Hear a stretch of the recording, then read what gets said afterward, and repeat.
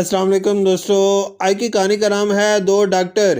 ہسپتال میں ایک غریب عورت روتی ہوئی اپنے بچے کو لے کر آئی۔ اس کے بچے کو دیکھنے کا کام میڈیکل کے آخری سال میں ٹریننگ لینے والے ڈاکٹر وقار کے ذمہ لگایا گیا۔ میڈیکل کالج سے کچھ دنوں بعد ڈگری ملنے والی تھی، پھر وہ آزادی سے کہیں بھی کلینک کھول سکتا تھا۔ بچے کی ایک ٹانگ بڑی اور ایک ذرا سی چھوٹی تھی، بائیں ہاتھ میں انگلیاں بھی 4 تھیں۔ اس نے بچے کو دیکھ کر برا سا منہ بنایا کہ اس اپاہج کو زندہ رکھنے کا کیا فائدہ، لیکن یہ اس کا امتحان بھی تھا۔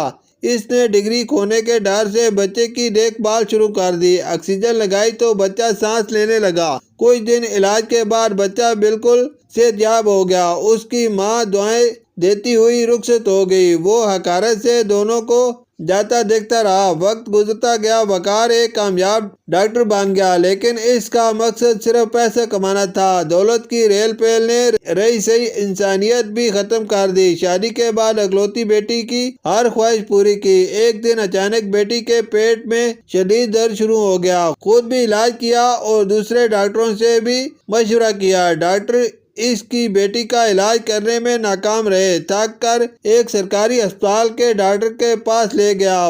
وہ انتہائی ماہر ڈاکٹر تھا، حالانکہ اس کی عمر زیادہ نہیں تھی۔ اس نے فوراً بچی کا مرض پکڑ لیا اور کچھ روز کے علاج سے اس کی بیٹی مکمل صحت یاب ہو گئی۔ آج ڈاکٹر وقار اس ڈاکٹر کا شکریہ ادا کرنے سرکاری ہسپتال آئے تھے، جو اس کے محسن تھے۔ اتفاق سے ڈاکٹر صاحب اپنے کمرے سے باہر نکلے تو ڈاکٹر وقار حیران رہ گئے۔ انہوں نے پہلی بار ڈاکٹر صاحب کو چلتے دیکھا تھا۔ انہوں نے غور کیا تو شرم سے ان کا سر جھک گیا۔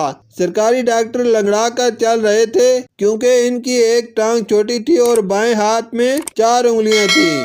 شکریہ۔